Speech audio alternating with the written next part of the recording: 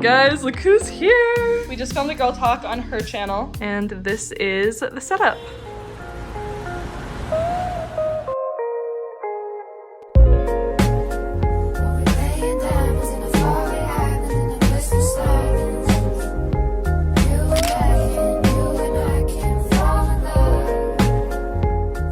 These types of bottles always scare me. Can you help me get this off? Yeah, we have to rip the gold part. The gold rush? That one was a stretch. Listen, I was just trying something. This is me trying, some would say. Ah, you're scaring me with this. There we go. Now, do you want to do the pop? No. I was kind of hoping you would want to. No, I really don't want to. I'm so scared. If you damage your apartment, that's one thing. It's a whole other thing if I do it. Those can pop people's eyes out. What? Why would you tell me that right before I do it? It's just aim it away from your eye. Just know these are the girls you're about to take advice from. There, okay, wait. There. And then? Yay! Acting like we didn't just struggle. And now I have another cork that I can add to my Yay! shelf. Look at it, sparkly too. Did you guys know the difference between champagne and sparkling wine is just where it's made? If it's made in France, wait, what? That's the only difference. If it's you can't call it champagne unless it was like made in France, I think. So we're basically having champagne. But oh yeah, cheers. Champagne to that. We low-key took a little break and drank some of the wine and we're feeling it. Look how much. I'm gonna make that disclaimer now because the drunk thoughts might be present. Welcome to my girl talk. We filmed the sober version on Sahar's channel. This is the after dark version. This is where we're gonna be honest. Doesn't necessarily mean the questions are gonna be spicier, but we'll probably be maybe more honest and Definitely. open. Cheers. Cheers.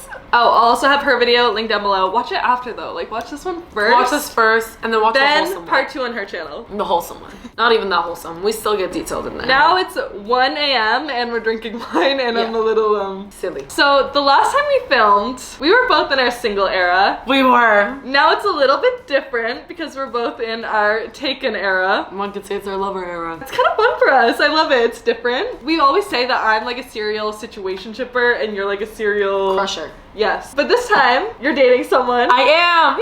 And I'm also dating someone. And this is like a lot more serious than my little situationships I've had in the past. So it's fun. We're in a fun new era. And I'm kind of interested to see if our advice is going to be different. I know, now that we're in it. A year ago, not a year, but almost a year ago, we filmed Girl Talks, both of us. And it's going to be so crazy to see the difference. I kind of want to watch it after this. They were fun. We were so silly and cute and so clearly damaged going through some shit. Let's really hope that these men don't damage us more. Both of us, I want you guys to understand, it's gonna be some of the worst heartbreaks of our lives. We've already talked about it and we've decided that if it ends for one of us, we have to go out with the other person. Yes. We have to like be there for their single era. That's gonna be so hard for the other one though. Whoever it is, like I would be so sad if I was going through a breakup and you were still living your little relationship. I know. But I also wouldn't wish that upon you to be broken up, you know? But it's just like... But we'll be troopers for whoever needs us. If we're both ever single again, we're going to England and we're partying in England. Did decide that we were in England. I thought this question was kind of fun. Can you still have a healthy relationship even if you aren't secure attachment style? Which we weren't. That's such a good question. We both took the quiz. I will link it down below if you want to take it. But I am anxious attachment style and you are. I thought I was dismissive avoidant, but I think I'm fearful avoidant. But regardless, I'm an avoidant. I feel like they're like kind of in the same realm. Yeah. But I will say with the guy I'm dating now, this is the first time I have felt secure attachment. Like things I normally feel, like the anxiousness, I don't feel it with him, which is weird. I didn't know a partner could change your attachment style. And that's a thing, you guys. The partner has a lot to do with your attachment style. Kind of like blend in and you kind of take on whatever they've got. Yeah. I don't know what mine is. We think he's anxious because there was a period where I was feeling really anxious, but now I'm feeling pretty secure now. So I'm like, I feel secure, and then I feel like the guy I'm dating is maybe like secure anxious a little bit. I feel like he took a little bit of my anxiousness weirdly, but I feel like we're both more in the secure realm. But with other partners, I wasn't like that. No, not at all, bro. Do you know how Brianna and I used to be? Her ex, he was fearful, which is me, and he was like very fearful. It's so helpful though that we're different because we've noticed that the men we date are like similar to each other. Listen, the man she's dating right now is me. I don't know how to tell you this. She's dating me. Not in all ways, but there's definitely aspects of like his personality where you're like, okay, you guys are the same. How would you feel about this? No, always, you guys. Listen, because he's the way you you guys view relationships is very similar. Yes, I agree with that. Yeah, and I think me and your man are kind of similar in that too. Me and her man are both words of affirmation people, so we love words and blah blah, and then they're both acts of service. You're very big on acts of service. So for me, my man gives me a lot of words, like a lot of reassurance, and that doesn't come natural to me as much. It feels more forced to like give him like those words of affirmation, but I love doing acts of service. That's like how I show love and how I receive love. Obviously I like all of them, but that would be my top one. And for you it's the opposite. I'm the words of affirmation queen. I'm just constantly like saying things, blah, blah, blah. And I always get so thrown off because I'm like, he's not like acting the way I think he should act. And I understand him. Yeah, so she gets it. And then I had to talk with Brianna, and I was like, and she was telling me, she was like, when someone says too many words to me, it makes me feel like I'm forced to say it back, and it doesn't feel like it's authentic. And I like repeated that to him because I just wanted his take on it, and he was like, that's so accurate. And I was like, we're the same. They're the same, but and it's not like I don't feel those things. I do, but it just doesn't come as naturally for me to say it, and it feels like I'm only saying it to you because you said it to me, and it doesn't feel authentic. And I like my words to mean something. Yeah. And I feel like when you say it too much, the meaning kind of dulls down a little bit. Every time. I mean it. I do. For me, I feel like actions are so much harder to fake. Actions, acts of service. That's how you win me over. I need to see you in action doing what you say you're gonna do. Acts of service don't do as much for me as words do. I know, you're telling me about how he made your bed. I'm like, that's so sweet. No, she was like, I would love if like people made my bed, like whatever. But then I'm like, I would love if words were said to me. But I know I appreciate my bed being made too. But like when words are said to me, it makes my stomach tingle. See, I've learned to adapt because I'm good at understanding that like you need to love people in their love language. And yes, I say too many words. My bad. I was out grabbing myself Starbucks and I texted him being like, do you want anything? And he's like, yeah. See, I do acts of service. I know what I'm doing. I know. I push myself to do the words too. He's told me that too. He literally said to me, he's like, you have to understand, like I'm trying, but I just like, words aren't my thing. Yeah. I'm like, I know. You gotta be patient with him. You have to love people in their love language, not yours, okay? The way this is supposed to be about attachment style, but whatever. I'm gonna act like we answered the question. Listen, guys, when this is involved, the question isn't gonna be answered. It's not gonna be answered. We're gonna talk about it. And then whether we get to an answer or not. That's like a okay, should we give a final answer? Okay. If you're feeling anxious within the relationship, I think it's the relationship that's the issue more so. Okay, but I was anxious 2 weeks ago. I think you still can feel that. So the answer is yes, but your partner should make you feel secure. And I think you guys both have to actively be working towards that. After being single for so long, was it scary to lose your freedom when you eventually got into a relationship? I was genuinely terrified of that. Oh, you were, yeah. Yeah, I talked to Alex and her man about it because I was just like, do you guys, like, were you scared of losing your freedom? Like, hey, Alex is honestly the wrong person to ask. That girl's always in a relationship. Alex doesn't want freedom. I just, like, asked her, I was like, do you ever feel like you're missing out? I think being single is so fun. I've had so many positive experiences being single that I was really scared of changing that because I'm comfortable with it. I feel like relationship hoppers are comfortable in a relationship. Single people are comfortable single, and I was comfortable single. Or having a guy that's like, we're not dating, but like, we're seeing each other. That was so comfortable for me, and I loved that, but not letting it get too serious. That was my safe space. But I kept getting hurt. It was my safe space, but I did keep hurting myself. You never learned your lesson. I never. Foolish one. Well, okay, now I'm in something that's secure. Look at us. Who would have thought? Not me. But now we're fully dating. What even was the question? Do you remember? No.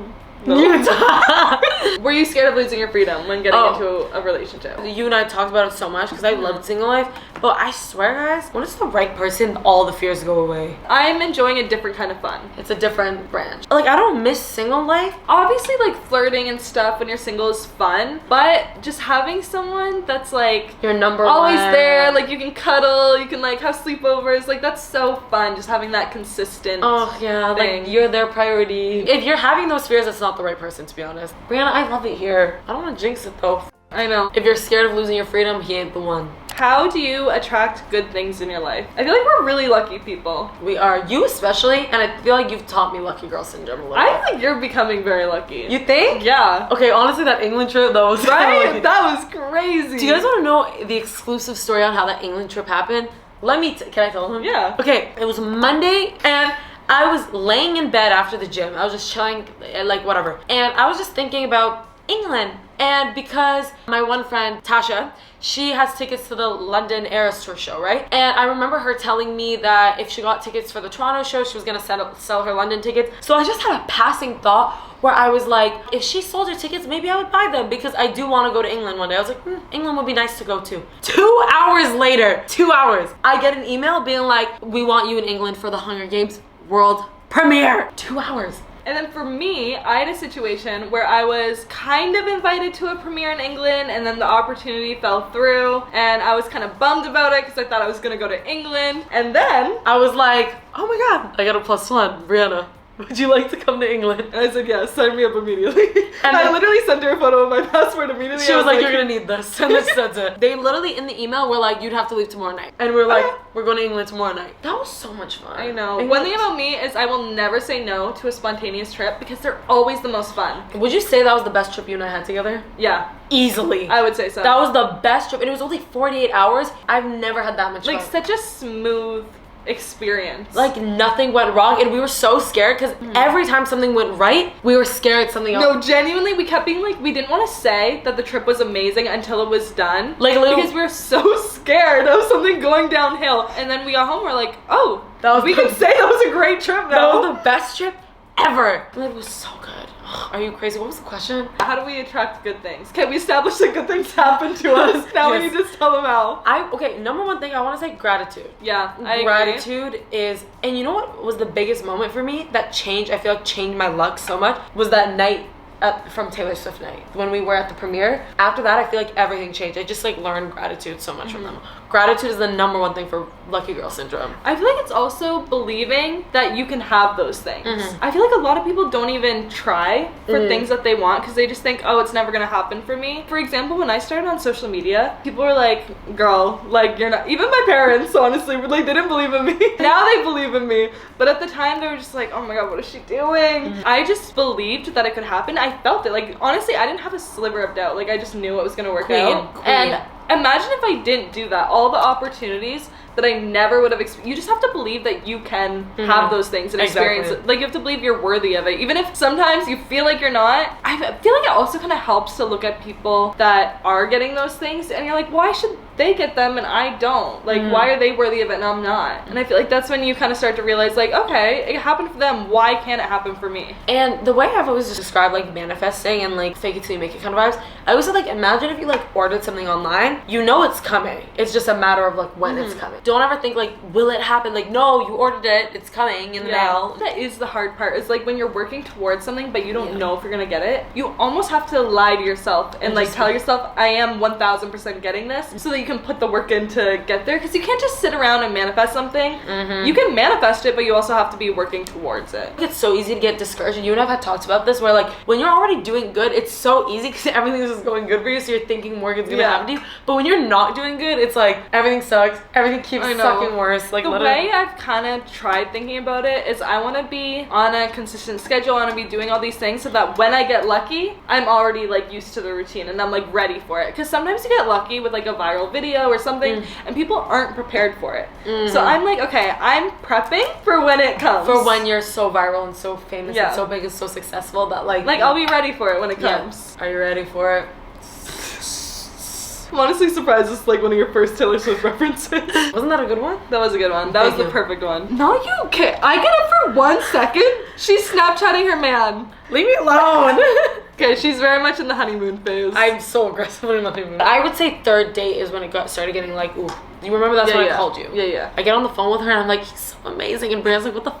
She was so thrown off by that because I've never described a guy like that. Yeah, no, I realized it was different in that moment. You did? Yeah. After every date, I would call Brianna and tell her the whole rundown of what happened. And you like just progressively watch me catch feelings. I know. How to get a guy to open... Oh my god, I'm drunk. Okay. Wrong question. Where is it? Oh, how to get a guy to open up more in a relationship. I don't know, you tell me. Mine is a tough cookie to crack. I can't do it. One thing I would say is you need to open up a little bit. Not trauma dump. Don't trauma dump. I've done that. I agree. But like lead. Men can lead in other areas, but like when it comes to emotional, like opening up, sometimes they need a little help, they need a little nudge. I feel like women, it's more like a positive thing. Like it's like smiled upon for us to open up, but men have a harder time with that. So I think maybe you just need to lead a little bit and make it feel like a safe space, because a lot of men, they weirdly have like trauma that they have reasons for why they can't speak to you about. At least the men I've talked to. But same. Other than that, do we have advice on that or not really? We're figuring it out. Give us a few months in our relationships. Maybe we'll have a better answer. Listen guys, I'm 1 month in. We don't know. Have you watched any of our videos? We have no idea. We have no idea. Anyways, let's move on to the next question. Hopefully we have some better advice for you. Why is this hitting so hard? How to get over a situationship. I feel like sometimes, and I've seen other people online agree with me on this, situationships can be harder to get over than like an actual long-term relationship. If you date someone for 7 years, I know you exhausted every option, you tried to make it work, you couldn't, and like you accepted that there was no way to make it work. But with a situationship, you're like, we didn't try everything. We didn't try that hard. Like we didn't explore all the options. I feel like that's why it's harder to get over. There's so much room to wonder. There's so much room to be like, what if this, what if that, it's the what ifs that get you. Us girlies, we have a bad habit of romanticizing and fantasizing and creating like scenarios. That's not real. It's not real. Yeah. Whatever reason your situationship ended, if he was being like a little sketchy or just like, I feel like there's so many things that can go wrong in the situationship stage, whether it was like maybe a little bit of an anger problem or whatever. If they're showing it to you that early, just imagine how much worse it will be in a relationship. I feel like you show your best self in the beginning. So don't wonder, don't what if, move on. On top of that, go out with your friends, get distracted, get on some dating apps. That's what I did. Keep yourself distracted. Yeah. Just in general. That's some other advice. On top of what we were saying, did we not? We literally just talked about how it's harder to get situationships. I was validating how they feel. It is hard to answer the question, not give any advice. I just said, you're right. It is hard. Go out with your friends, okay? You have to keep yourself busy. Find a hobby. Mute them on everything. I agree. Mute them. Don't text them. Don't look at their pictures. Don't do any of that. If you're under him, you ain't getting over delete your photos together if you have them. Okay, I know this is so terrible. Don't listen to me. But also, I find it so much easier to get over someone when you have someone new. Also, have a roster. Why have one man when you can have 7? Okay? Talk to as many people as you say as we both have one man. And I'm not saying don't sleep with them, because that might make you feel like shit, actually. But just talk to people for fun. And then if you find one that you like, put energy into him and forget about the old one. He's gone for a reason. Focus on the new one where there's potential. That man already disappointed you. Why are you thinking about him? Do your thing. Don't focus on finding a man and it'll come. Were you looking for a man when you found? I wasn't not looking, but the night I met him, I wasn't looking. So I met my man because we had a little kissing bet. We went to a bar and we both said, okay, we each have to kiss a man. So I wasn't looking for someone to date. I was looking for a man who was cute enough to kiss. And I found one. And that's all he was supposed to be, was my little silly haha bar kiss. And look at us now. I see him all the time. For me, I was aggressively entering my single girl era, and then it happened. Guys, the bottle is done. Okay, this is a fun one. What are small things that a guy could do that would make you swoon? So I don't know why this is such a thing for me. I love when a man gets me coffee. Like, picks it up for me in the morning. It's one of my favorite things. If they also, like, if they're out somewhere and they see something that reminds me of them and they, like, pick it up or, like, show me a photo, I love that. I think that's cute. Yeah. When they cook for you. Love that. Boys cooked for you? Yeah. And for me and my guy, we baked together and stuff, which I think that's really cute. Like, I love doing activities with him. That's like and my favorite is when he plans the activity. One of my favorite things when I first started dating the guy I'm dating now, he like opens car doors for me. He opens every door for me. He makes sure like when we're walking down the street, he's like on the side that's like closer to the road. I love just like the little gentleman things. I love when I make a guy nervous. Really? Like with Mystery Man, I did notice on our first date, he could not hold eye contact with me, and I was like, I'm making you nervous. See, my guy was nervous like the first time we hung out, but I just like, that wasn't like I didn't swoon over it. I think when I see nervousness, I'm just like, oh, you're clearly into me. So I'm like, okay. When they pay. When they pay. Woo! I'm swooning for sure. I love it. What can I say? I think every girl loves it. We're traditional women. We are traditional women. Women's rights, but also pay for everything. Yeah, feminism, but pay. Especially on the first date. Are you crazy? Oh, that would be great. If a guy didn't pay on the first date, I'm never speaking to him ever again. I'm not seeing him. That's bare minimum. Dates are so fun, you guys. I'm such a date girl. I just went over the idea of dates. Boy, if you're watching, take notes. One day, please put a nice dress in my size on my bed. Leave me a note. Tell me wear this at this time. I'll give you a key to my apartment. You can leave it on my bed. We'll figure it out. But like, I just need you to like make a whole day of like we're going to this place and then this place, and it's all planned and all paid for. Oh my god, I'll marry you right then and there. You know what made me swoon over Mystery Man? When we were first talking, I was like, oh well, if you're ever in like Toronto, let me know, we can hang out. And he goes, I'll come to see you. So tell me when you're free and I will come for you. I did love when he said that. When he said that, I was like, this is the energy your men have been lacking. Yeah. There was one day I was a little drunky and my guy got my makeup wipes and like took my makeup off for me. Moving on to the next topic. I don't even know the topic. How did we end up? One thing about us, we'll start at A, we'll end up at F somehow. Tips for smelling good down there. Sahar, stop Snapchatting your man. We're filming a video. Why? He wants to be part of this. Okay, but yeah. How to what? Repeat it. How to smell good. My wing is on my finger. My wing is on. Is it gone? It's faded, but it's not. It's faded though. It's on my finger. That's why when she was laughing, because Brianna cries when she laughs. I'm such a crier. Okay, how to what? How to smell good down there. Water. The key is your pH levels have to be balanced. Nothing else matters if your pH levels are messed up. Drink water, wash your with water. Don't put on some soap on that. If you want to put the soap on like your inner thighs and like on the top, on the forehead. Brianna has a lot of experience with my forehead, okay? If you watched the last video, you know. The England video. The England video. But Brianna stared at my forehead and not the one on my head. If there's something happening where you want to smell good, freshly shower, obviously. Just with water. Don't shove soap in there. Just water. Soap around. Loosely around. You know what I mean? And you know what else fucks up your pH levels? Men. You always have to pee after doing the deed. You have to. UTIs are like the worst thing on earth. I hate them. Have you? Okay, I haven't had a UTI. You've never. Thank your lucky stars you've never had one. That is terrible. So make sure you're peeing and all the things we said. How do you find a balance between being independent and being in a relationship? I think for me, honestly, it helps that we don't live in the same city. Like, because when he's here, I don't do anything. I think I'm just like by my nature very independent. So if there's like times where I feel like I'm not being productive enough or I'm not like whatever, I'm not doing these things that I would do independently, I like vocalize that and I like kind of push back against that, and I feel like I'm really good at prioritizing my independence while also obviously respecting my relationship, but I'm an individual.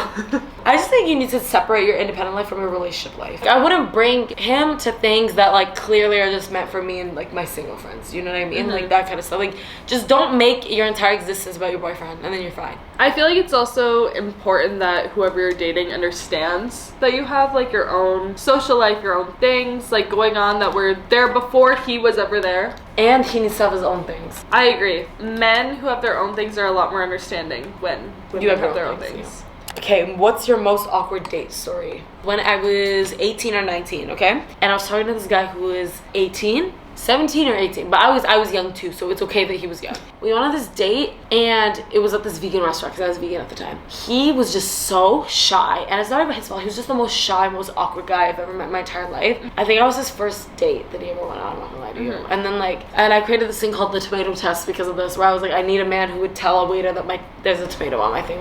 He was such a sweet guy though. Such a good guy.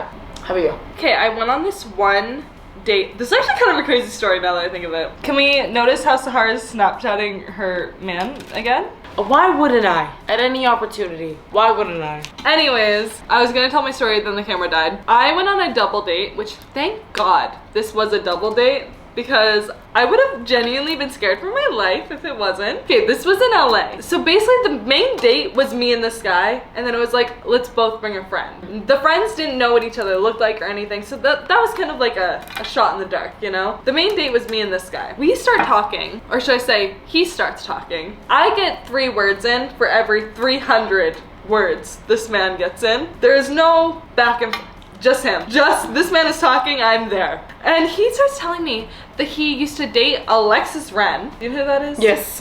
Maybe you guys spoke for like a week. I don't really know your business like that. Yeah. Interesting. I don't believe you. He also claims that he was like Tumblr famous. And apparently he throws this giant party where someone gets murdered at his party. And he went to court and like was like convicted for it, for murder. I'm on a date with this man. I find this information out within like the first hour of the date. Me and my friend go to the bathroom. She's having the best time. She's like, oh my god, I love this date. I'm having the best time ever. Like, aren't these guys so fun? I'm like, I just found out some really crazy information about my guy. I don't know if you overheard, but he's a murderer. He claims he didn't do it, which happy to hear. I don't know, all his stories were so crazy. Also, it's LA. Yeah. If there's gonna be a pathological liar somewhere, it's gonna be in LA. What's your favorite and least favorite part of girlhood? Favorite is how fun it is. I love being a girl.